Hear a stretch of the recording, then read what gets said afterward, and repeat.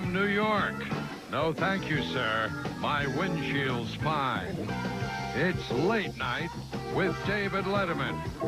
Tonight, Schaefer and the world's most dangerous band featuring David Sanborn.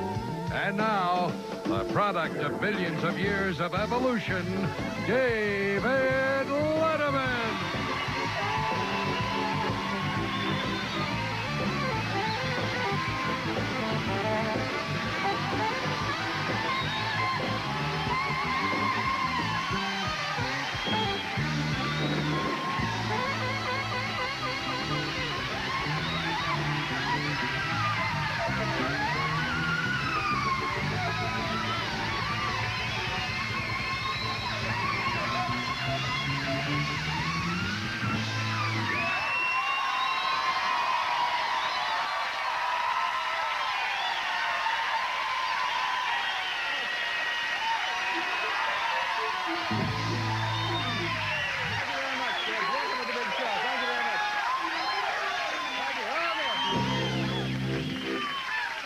Hypothetically speaking now, let's just say you're a kid somewhere in the western provinces of Canada.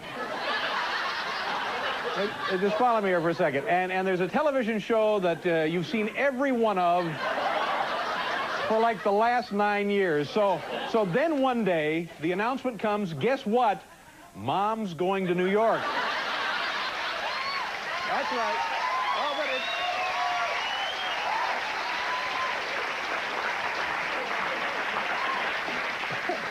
And imagine how excited you as that kid might be when you say to Mom, what about me, Mom? Am I going? No, son, sorry. No, you're not going.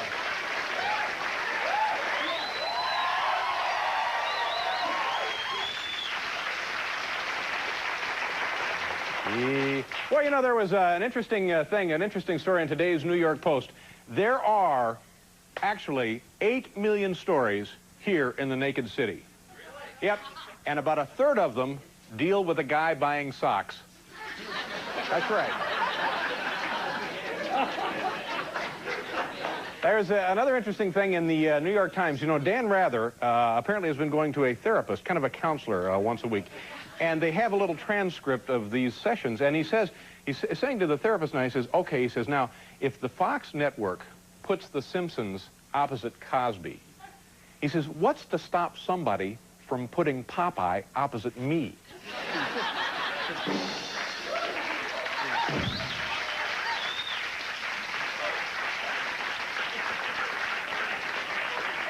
Go with it. Well, last night they had a big undercover prostitution sweep operation here in New York City. This was now cops, New York City policemen and women dressed up as prostitutes for the big prostitution sweep. Now, think about it for a second, ladies and gentlemen. Considering the condition of New York City the way it is now, wouldn't it have been a better idea if we had the prostitutes dressed up as cops? Wouldn't maybe that...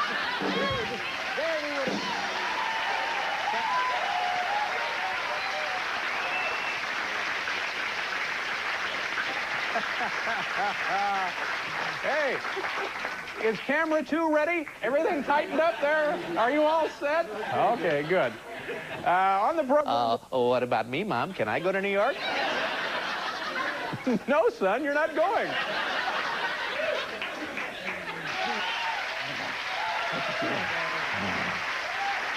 Thank you.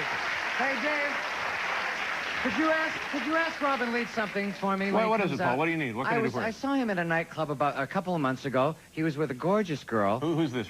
Robin Leach. Robin Leach, yeah. I wondered if you could ask him about this, because he had a great date at a club, and there was a high-heeled shoe on the table, and they were drinking champagne out of this shoe.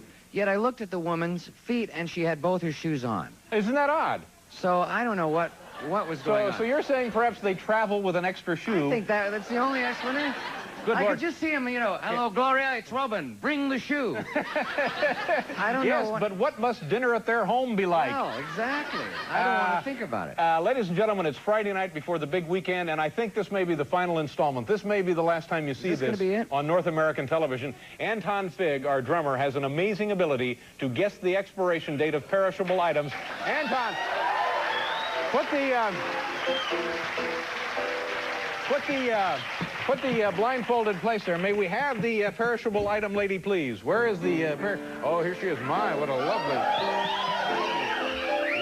dress. All right, perishable item lady. What is the item tonight? We have, oh, Anton, it's bacon.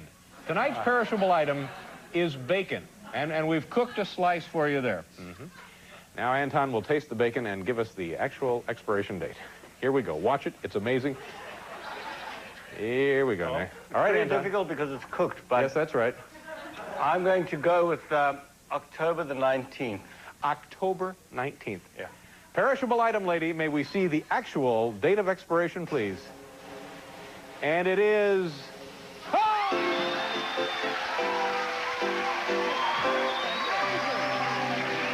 Nice job! Anton Figg. Thank you very much. Anton Figg, ladies and gentlemen.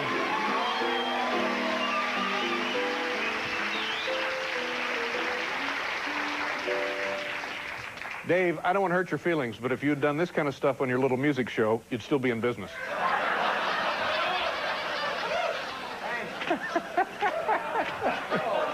Just got to twist the knife. It's a joke. That's cool. Let's do our viewer mail. Every Friday evening, kids, we answer our voluminous collection of viewer mail here in the building. Let me turn on the machine. As always, we're being assisted tonight by the Puma 206-axis robotic arm. Here it is in action. Say hello. Make it feel at home, won't you? Please put your hands together. It's the Puma 206-axis robotic arm. Here we go. Hey, geez. All right, stop that. Hey, will you... Letter number 1. Here we go. Actual letters from actual viewers. Thank you very much. Dear Dave, I was just wondering, you've done late night for a long time now. Do you ever have nightmares about the show? I know I do, parentheses, not the show, close parentheses. I work at Kentucky Fried Chicken. I always have nightmares about chicken. Well, isn't that odd? This is from Brian Wagner, Cerritos, California. Yeah, you know, you're right, Brian. Occasionally I will have a nightmare, and I'm... yeah, I had one. Oh, man, this was unbelievable. Boy, this was like one of the ugliest nightmares of my life. Well, you know, there was an interesting an interesting story in today's New York Post. There are actually 8 million stories here in the naked city. Yep, and about a third of them deal with a guy buying socks. That's right. So you see, it was just like, oh, man, it was a horror. Tell you something. What? Tell you something interesting. That was not a nightmare. That was from tonight's monologue. Oh, yeah, right. Like I do a joke about a guy buying socks. Yeah, like you would, yeah. No, it was. Mama, please take me to New York. Please. I must. Sorry, son, you're not traveling. Letter number 2, here we go, from the Puma 206-axis robotic arm. Thank you very much, Darlene.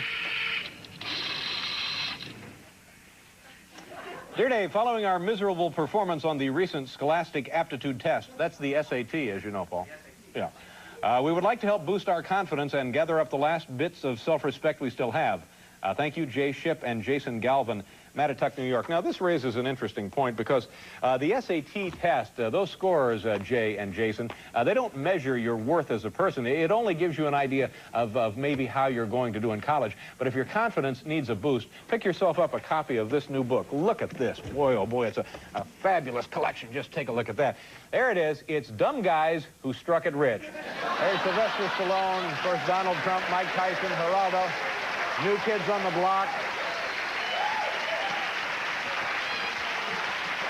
Chapter in here about me. Truly inspirational. Interesting. Letter number 3.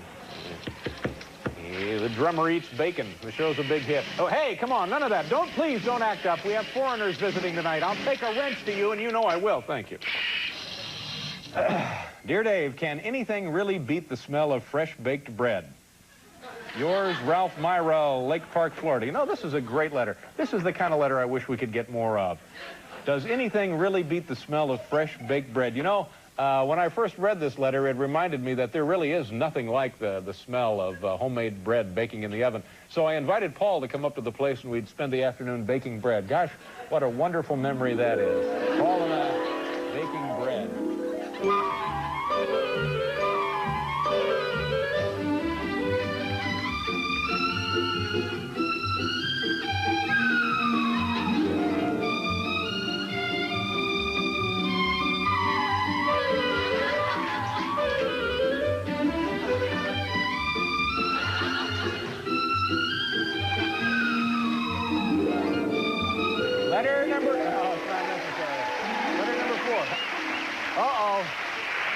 Look at that.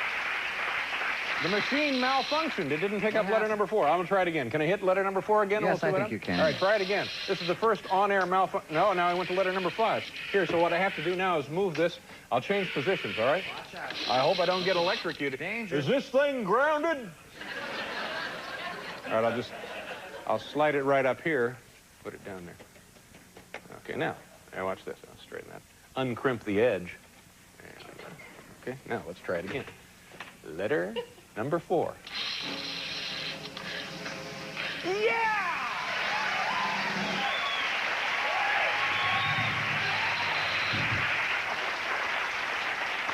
I wonder if the thing can guess expiration dates. Wouldn't that have been something? Boy, the Industrial Revolution. Letter number 4. Dear Mr. Letterman, I think I hear some of your audience members leaving the studio. Just wondering, Rocco Barrera. Oh, my God. Hal, I think we have a break. Hurry!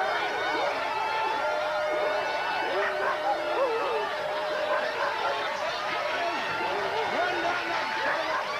Hold it. There. Thank God. They finally apprehended it. Get down there.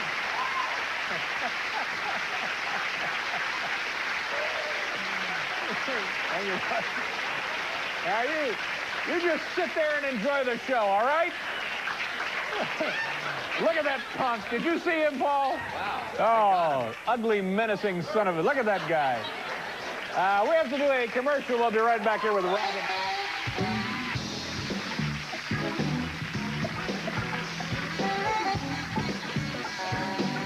Don't you believe, Paul? It's shaping up very big show to take off. Let's do tonight's, this is another great top 10 list from the Home Office in Lebanon. Listen,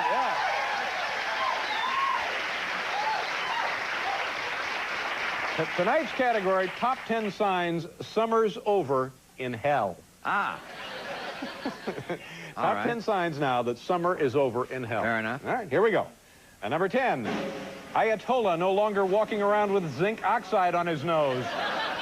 Number 9, molten lava slide closed for season. Number 8, only television station switches from round-the-clock reruns of Charles in Charge to all new episodes of Charles in Charge. Number 7, anguished cries for ice water replaced by anguished cries for cider and donuts. Top 10 ways you can tell that summer is over in hell. Number 6, Satan begins annual fretting about whether it would be cheaper to switch the whole system over to natural gas. Number 5, tours less crowded to see future home of Saddam Hussein. Number 4, Hell's weatherman starts to make jokes about freezing over. Number 3, giant hedgehog comes out of his hole, sees his shadow, and eats 5 people. Number 2, season begins for Hell's official softball team. I'm sorry, I think that should be the official football team. Yeah, there you go, the New York Jets. And the number 1 sign that summer is over in hell, sign-up sheets posted for hay rides with Hitler. There you go.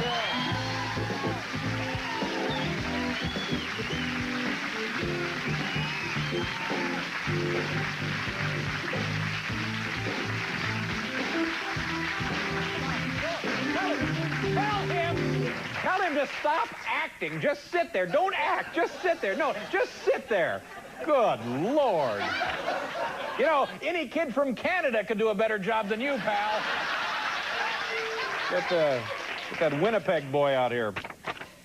My first guest has built a career out of invading the homes of the rich and famous. He has a brand new television program on. It's called Preview. It's the best of the new. Ladies and gentlemen, please welcome Robin Leach.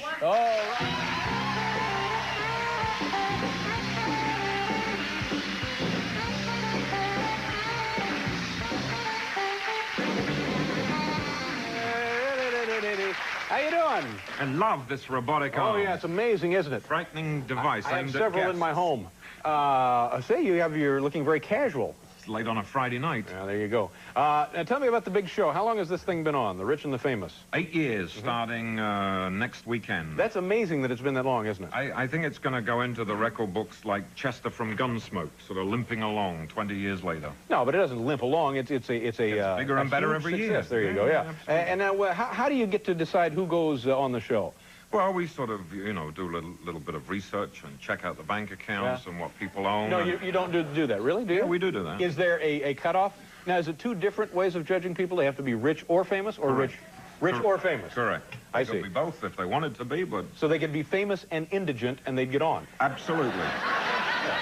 Seen some people on the streets of New York in the last week. Now, let's not get into that. So, so what is, for the rich category, what's the cutoff there? Just a mere $50 million. Really? Yes. They have to be worth $50 million? They have to get their hands on $50 million? $50 million, preferably in cash, but we'll take it in a few odd buildings or stocks and bonds. And what confirmation do you get of that? Well, we do. We have our ways, as they say. Do you really? Do you actually get a financial statement from these people? Yeah, we check to make certain that it's all right. It would seem to me that rich people who are not famous wouldn't want to be on your show anyway. But they all do. Do they really? Yes. Rich people want to be on? Some of them even call us on the phone and beg. Is that right? Yes. Isn't that, I would think that if you're worth that kind of money, you wouldn't want everybody to know about it. They're happy. You know, we've turned down people who've like, pleaded who have you turned down? Well, we actually were invited by the Marcuses in the Philippines and the Duvaliers in Haiti a long time ago, and I don't like those people and the way that they made their money, so they got a big no telegram, but thank you very much. Yeah, all right. In other words, we would have shown you the shoes in the closet a long time before anybody else. So those people didn't get on. Yeah, that's right. Now, people. Has anybody ever lied, misrepresented themselves? We caught somebody out in the middle of an interview. We were interviewing a jeans manufacturer in San Francisco, and I had this. He had invited you guys to come out, or you found him? We'd found him, and then he'd very much encouraged our attendance at his home, which was an incredible house in San Francisco. Right. But something wasn't quite right. Everything looked a little too new, a little too pristine. And I had this uncomfortable feeling. Call it a sixth sense or seventh sense, whatever. Well, which one should we call it? Sixth or seventh? This time of the night, it's rough. And I asked the field producer to go into the garage where we were going to get the shot of the garage doors opening, and we were going to get the lineup of autos. A fleet, you know, the stretch limousine and the Bentley, the Rolls, the Ferrari. And I said, just out of coincidence, look in the glove compartment. And would you know it? They were all from Budget Rent-A-Car. Is that a true story? That's absolutely a true story. So that means he's so wealthy he just rents cars like that? Well, he was... You know, you could have almost done it in my voice. He is so wealthy, he can afford to rent cars from anywhere he chooses. So now, did you ask him about the rented cars? No, at that point, we said, you know, what is this with the rented cars? And that was when we discovered he was on the verge of filing for Chapter 11. Oh, is that right? And was hoping that a quick appearance on The Rich and Famous would restore him to his former heights of glory. Yeah, give investors some confidence in the guy. There you go. You know, that's interesting. Have you ever thought about this? Just taking a guy that nobody knows and pretending like he's wealthy? You know, just put him right in, like, number 2 on the list? No, that's on your next top 10 list. No, that would be fun. Just get a guy and put him up at a little ranch house in Reno or something, and then just go to work, you know, do it up and pretend like he's worth $80 billion. You could pull that off. I couldn't. No, you could do that. No, sure, of course. You think so? Yeah. Well, we'll try it. Yeah, squeeze another season out of this show. Do that. You're not short of anybody. Are we doing a commercial, and then we'll come back with Rob? Okay, we'll do a commercial. We'll be right back here with Rob.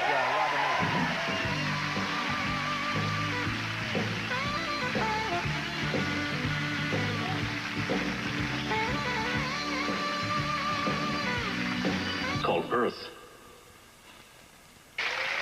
Now, do you ever go into one of these places? Because a television production crew, I'm guessing you take at least one camera, maybe 2 cameras. One camera. One camera, a lot of cable, a lot of lights, a lot of people. Do you ever break anything? Do you ever knock anything over? You do any damage of any kind? We had a minor disaster when we were with Robert Stack. We caused a waterfall and part of an indoor garden to fall down. A waterfall in an indoor garden. It was a little messy. It was a little an indoor rainforest. Yeah, well, it was an indoor mud pile after we'd finished with it. Yeah. But the worst thing that happened was in somebody's house where we were accused of destroying a very valuable $180,000 Ming vase because of a clumsy... Whose house was this? There was a lady who's been in the headlines for altercations with the Beverly Hills Police Force. Oh, this is Zsa Zsa Gabor. Yeah. And that's interesting. You won't go to the Philippines to visit Imelda Marcos, but you have no problem going to see Zsa Zsa Gabor. I knew that would appeal to you, David. And we didn't actually knock over the vase. We didn't even see a vase. Yeah. In fact, there really was no vase. Is that right? So yes. Somebody with her, a member of her staff, said you broke something that Yes. didn't really exist and at so all? I got a phone call in my office from one of the staff at the house that said that we had better come up with a check for $180,000 to replace the non-existent Ming vase. Would a Ming vase, sorry, would it really run $180,000, do you think? That would be a very cheap Ming vase, in my opinion. And they were going to hold the camera equipment hostage until the money was replaced. Oh, man. And so I said, well, you can keep the camera equipment because it's not even worth $7,500. Sure, yeah. So they said, well, send up a check for $7,500 for the vase. Yeah. So in 2 minutes, yeah, it you got went from up for- 180 to 7,500. And anyway, we finally settled at $750. And so... That's very true. A Ming vase was destroyed and the value, you know, under $1,000. Let's call it $750.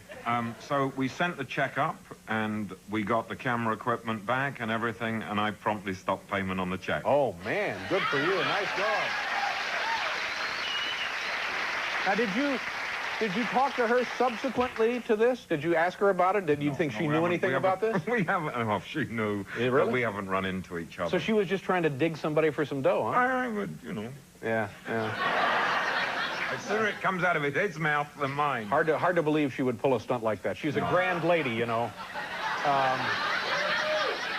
Now let's talk about the new show. You have like 2 shows on now. Yeah, we have the 8th season of Lifestyle starting this weekend, and then you have this thing, The Getaway. 5th season of Runaway starting this right. weekend, and then starting Monday across the country we have a new 6-day-a-week show called Preview the Best of the 6 days a week? Yeah. So we're going to be busy. Yeah. Very, very busy, but we're going to enjoy it. It's the first look at the future, all put together in one place. And what kind of stuff? Life's coming attractions. It's everything that's new in the worlds of movies, music, fashion, living, vacations, hotels. Everything that is new, all put together in a half-hour show once a week. You think this will be a good show? Well, we just finished run-through number 2 today, and it looks absolutely fantastic. Well, how are you going to do this if you're doing the 2 other shows, and one requires you traveling a great deal, the other traveling some? Thank heavens for Federal Express, fax machines, and portable phones. Man, you're nuts. You shouldn't be working that hard. I know, but Try and relax somebody a little got to bit. pay the bills. The new program is Preview. The best of the new. All right, good. I hope it's another big success Thank you for you. very Nice much, to David. have you here, Robert.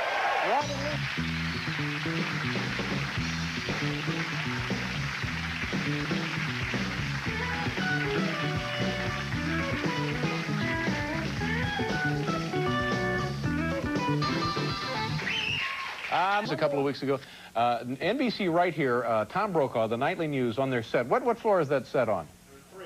3. Third floor? Yeah, third floor. What is that noise? It's gone. Gnats? No, anyway, so Tom Brokaw, apparently the whole building is full of mice, but they have an especially bad problem. You don't hear that? No. They have an especially bad problem with mice on the NBC Nightly News set.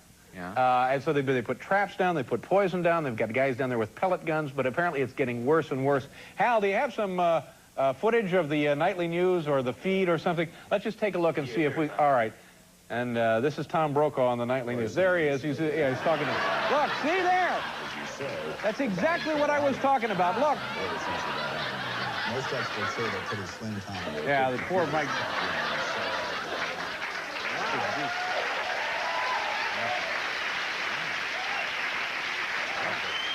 Awful. Terrible. Gee. You don't hear that? I don't know what you're talking about. What are you talking about? Well, maybe it's just me or something. You don't hear that either? Excuse me, 1 second. I'll be right back. Keep an eye on things. All right. You're there, right there. You didn't hear No, that? I don't know what you're talking about. I don't know what. Excuse me. Excuse me. Thank you.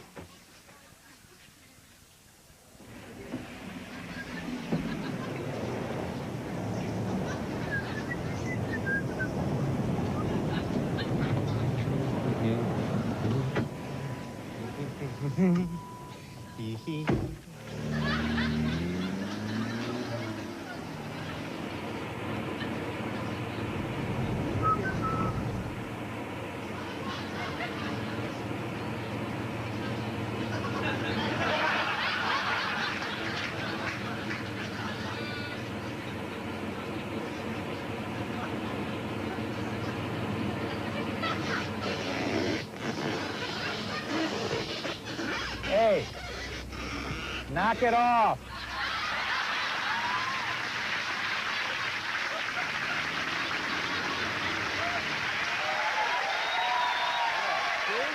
You didn't hear that?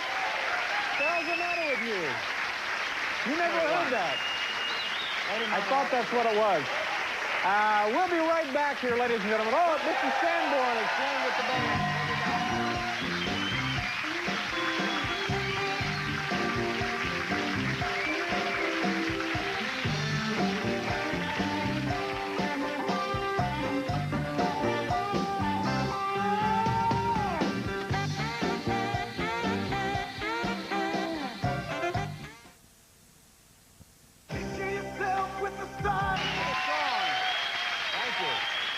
Man. All right, ladies and gentlemen, for the last several years, whenever he is available, Mr. Sanborn has been kind enough to sit in with our band, and we're always very excited when that happens. Tonight, we're hearing an actual, complete, full, big-time solo with the band. What is the name of the song? Oh, Girl. Oh, Girl. Ladies and gentlemen, David Sanborn, Paul and the band, and Oh, Girl.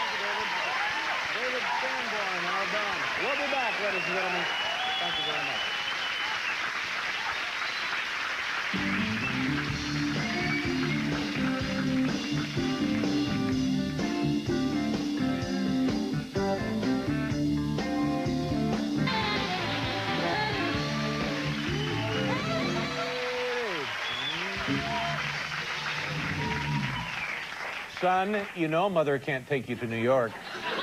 Your papers aren't in order. In the basement of her Tennessee farmhouse. This is why, when you buy a new house, always check for two things. Termites and TV stations. In the basement of her Tennessee farmhouse, our next guest has a pool table, a washer, dryer, and a television station. Ladies and gentlemen, here she is, the owner of W10BV-TV, Sarah Evans.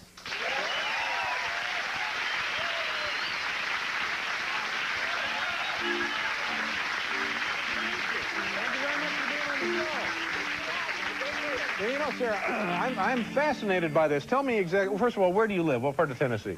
Etheridge. Etheridge, which is located where? Oh, about 80 miles south of Nashville. And this is rural country? Rural country farmland. Okay, and you're, okay, now, you have a television station in your basement. How did you get it? Why did you get it? I mean, and do you want it in there? Well, I'll say one thing. If I didn't want it, it wouldn't be there. That's right. Good for you. And how did you get it? Well, I bought it. Could anybody buy a TV station? I guess if they had the money to buy one. Are they expensive? Well, it's according to what kind of TV station you want. You know, mine's not expensive. Yeah. Mine's cheap. Now you just. I'm not big time like you boys. You just. Y'all are big, But big time. you called the government and said, I want a TV station? No.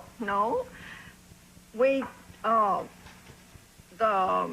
cable system in Lawrenceburg used to carry our local stuff, you know, and ball games for the children. And they, all of a sudden, the FCC passed law that said they didn't have to carry us anymore. I see. You know all about that sort of stuff. No, I don't. That's what... You know all that sort All right, of stuff. well, I'm already confused. But you broadcast. It's a broadcasting station. Confusing thing. You're on UHF, VHF? A VHF. All right, here's a picture of the... FCC. Thank you. Yeah, that's it. And I called the FCC and I asked them, you know, why that they wouldn't let me get my stuff on that cable system. And what did they say? They said, get you a 10-watt station, Sarah. That's what this is. It's a 10-watt station. Right. And how many hours a day are you on? We're on all the day. All day. 24 hours a day? Yeah. Wow. And how do you fill up all that programming? Well, it's not hard. We have a lot. Heave. Oh, geez. We can't even fill up an hour a night. Well, that's your problem. I don't have that problem. Well, what kind of things do we see on your station? Well, we film. We have Saturday night. We have a Tennessee Valley Jamboree, which is 5 hours. Now, but where do you get that? You yourself? Well, they do it at the City Hall and the Crockett Theater. We have an old theater. But how much do you have to pay to show that program? I don't pay anything to show the program. Somebody's going to come in and close you down, and you're going to do time. Well, I guess you'll come and bail me out. No, you can't just be stealing these programs. Who would I steal them from? The people is all local people. They're my neighbors. All right, but you've got like a big 5-hour country music show. Right, and they're all neighbors of mine. Wow, that's pretty impressive. Let's go, your doggone too. All right. Now let me. All right, go right ahead, sure. Now, what about the rest of the day? What about the other 19 hours in the day? 19 hours? Yeah, you said you're on 24 hours a day. We carry movies from Channel 26 out of Florence. Now, do you pay for those? No. You're going away. You're going away. Listen to me. I'm listening. Channel 26 comes up and brings his big cameras, and he films my Davy Crockett hoedown, and I don't charge him for that program. No, of course you don't. So, all right, so we just swap. It's kind of, the old barter system. Sure. Right. There's more ways to kill cats than smoking, choking them on buttermilk. Now, there's a show we'd like to see. Choking cats on buttermilk. They call that entertainment. All right, now we have some clips, a couple of different shows that I guess are produced right there in your basement. Why don't you tell the folks what we're going to see first? What are we going to see?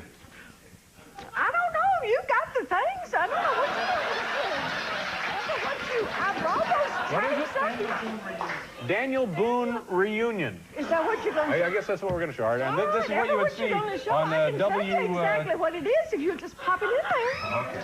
Here it comes, there. Oh, all right. We might want to get this on record that we are at the David Crockett Park, 1990. That's you, yeah. That's June. That's a Daniel Boone reunion. Right. They're all descendants of Daniel Boone. Oh, I see. How many people Have were you ever there? heard of Daniel Boone? Yes, I've heard of Daniel Boone. Okay. There was 300 people there. Daniel Boone. How close was your mother or grandmother to Daniel Boone?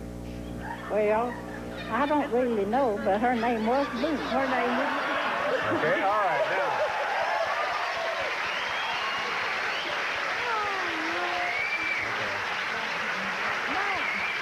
Now, what else you want? I think I know what you paid for that one. Now. I don't ever pay for it. I know. It's kind of like a hobby. Now, is your family involved in this? Well, they all involved in it. Do you ever get complaints from people? Do you ever get people writing in saying we don't like this on the TV there or stuff like that? Well, they don't have the quarter for the post. Right. Do you ever get calls? But I get calls all the time. What kind of calls do you get? Well, if I do a talent show for some of the little children, smaller children, and I'll put it on, and they'll call me and say, Sarah, you didn't get my little girl, or you didn't get my granddaughter, you got so-and-so's granddaughter, but you didn't get my granddaughter. And hey, I think you got another show. And now, do you sell commercials? Do you have commercials on it? No, I don't fool with that. How come? Commercials is too much. You can make money. That's really where it is. This could be a money machine for you. We live in farming area. Farmers don't know nothing about commercials. They've got nothing to sell. Well, yeah, that may be the sad truth, huh? All right, Sarah, listen, we have to, what? Well, all right, we have to do a commercial of our own right here. Oh, you do commercials? Yeah. Would you be interested in having our show on your TV station there? I don't know. Okay.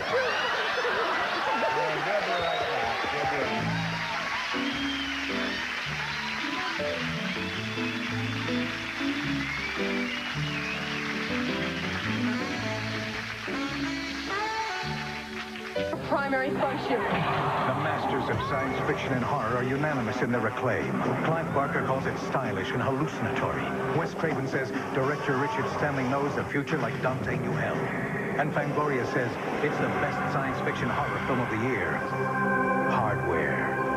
Rated R. Now playing at theaters everywhere.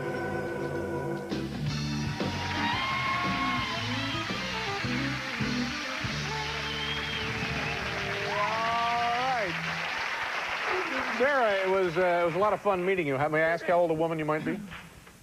Well, you can ask. All right. How old are you? I'm 65. 65. You don't seem like a woman who might be 65 years old. You seem more like my age. Well, how old are you? 43. Oh, well, thank you. And listen, I want to say one thing. Okay. I want to thank you for having me on the show, and you keep up the good work. Thank you. There's a lot of ordinary people like us that you have on the show, and this rich and famous, We don't have to pay for the ordinary folks. That's right. That's why we do it. Have a nice weekend, folks. Nice to see you. Thank you very much, Sarah. Pleasure meeting you.